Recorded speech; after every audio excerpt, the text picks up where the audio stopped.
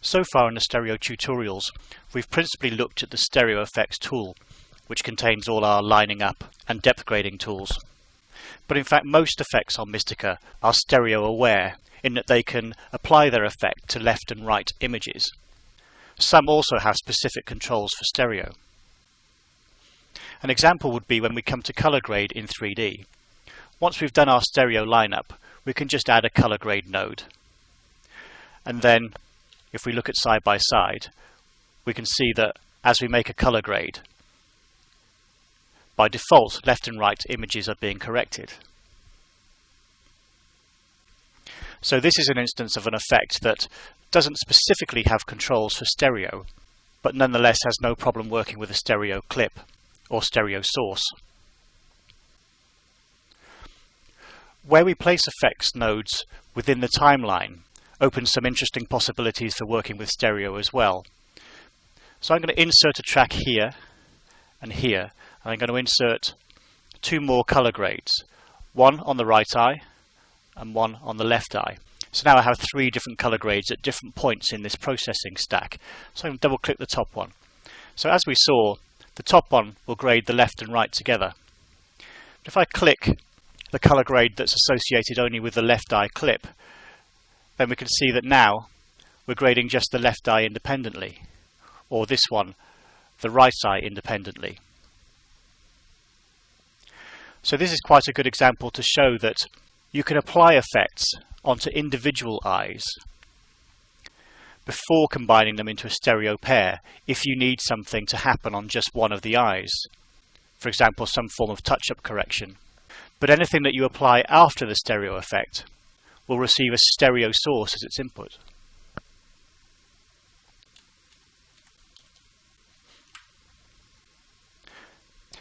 As I mentioned, some effects have their own stereo controls as well, and one of them is the Comp 3D effect. So here I've just built up something pretty straightforward. I've got three title nodes, one that says X, one that says Y, and one that says Z. And in my Comp 3D effect, I've just combined them at 90 degrees to each other. So at the moment we can see we're creating a 2D output. If I go to Anaglyph, we can see there's no difference between the left and the right channels. But under the camera folder, there's actually a function for camera interocular. And as soon as I increase this, the Comp 3D will add in a second virtual camera. So as you can see, we're now getting a 3D rendition of the contents of this 3D space.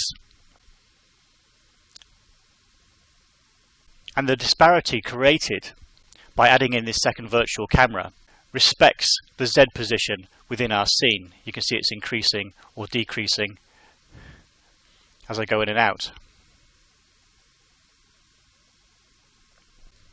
We can use the camera interocular and a few other alternatives when we come to title 3D footage. So let's have a look at that. So if I go back to this clip, which I've already got stereo aligned, and I want to add a title to it. So the method I'll use is I'll put the title down here and just give us something to work with.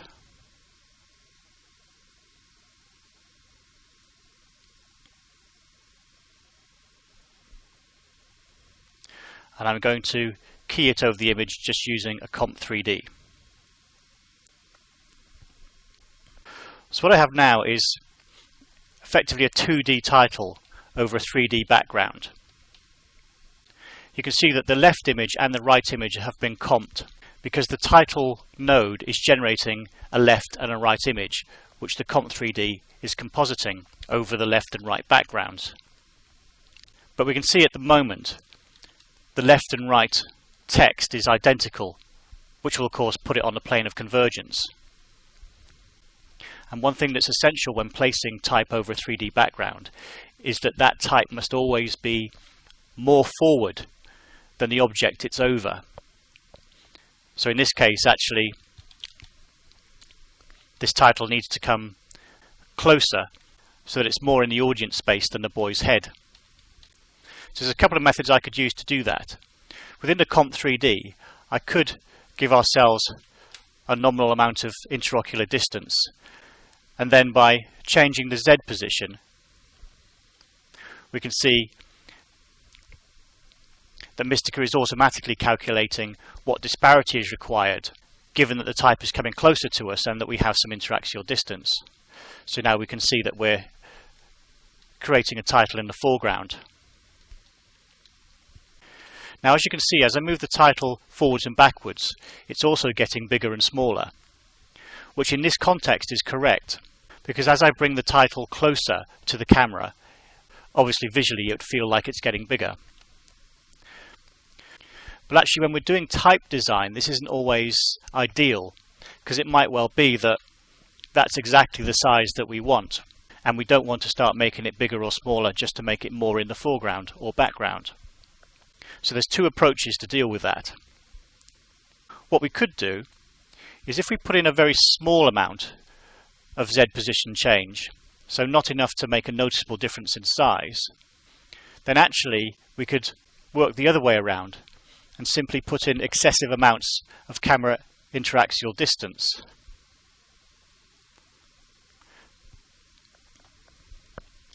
So now what we're doing is creating a 3D offset which will make the title feel like it's coming towards us in this case, but without changing its size. There's also a different way of working. If I take out the interaxial distance, and in fact all of our settings out of Comp 3D, so we're back to a neutral composite, what I could also do is use the stereo effects at a different point in our stack. So now this stereo effect is taking the left and right streams from title, and it doesn't have anything to do with these images. So effectively this Comp 3D is taking a left and right foreground and alpha channel from here, and a left and right background from here, and comping them together. So we start with something that looks the same, but now what it means is that if I click this stereo effect, I have my full tool set of stereo, but only working on this title because that's the only element it's getting as an input. So I could go to my position X, which you'll recall is what we use to set a convergence point. So I can now use this to affect a depth position just of that element. Meanwhile, this stereo effect up here I can use to just affect the background image. So this is quite a good example of how we can use a stereo effect multiply in composites to have each element have their own control. So as we're compositing elements together within a stereoscopic scene, we could have full control over the lineup and depth position of every single element that we have.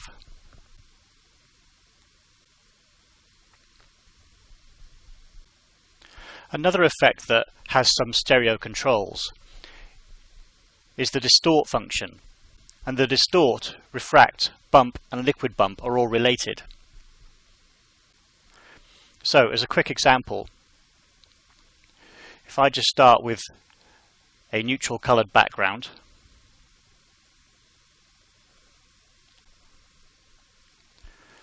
and I'm going to add again just a title,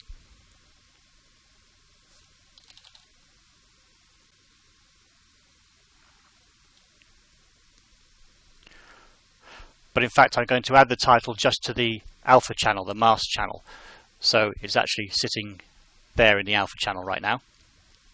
And on here I'll then select liquid bump, which is a little fun effect just for making things look like they're being made out of liquid.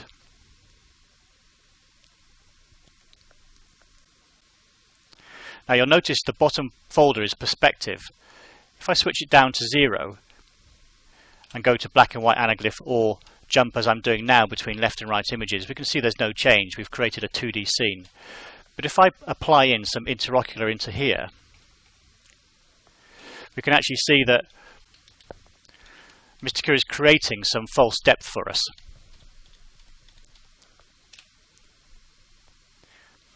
Just by using the bump map that's pushing my background image out and then creating two virtual angles from it.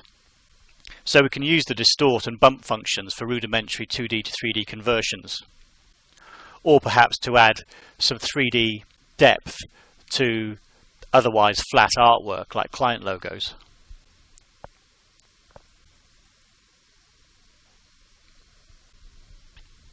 When we come to export stereoscopic material, we can use some of the options in here under the Output tab.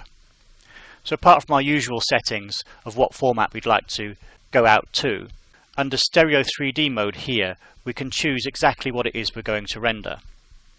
So we can render a left eye only stream or a right eye only stream. We can also create a single clip that has a YUV left and right stream, and that's a similar format to what you'd receive from an HD Cam SR deck, insofar as it's a left YUV stream and a right YUV stream, albeit of course Mistika would create uncompressed streams. You could also render out an anaglyph version, perhaps to send to a client without a 3D TV. A side-by-side stream, which is effectively a single image with the left and right horizontally squashed to fit in, is a very common format that almost all domestic 3D TVs will take.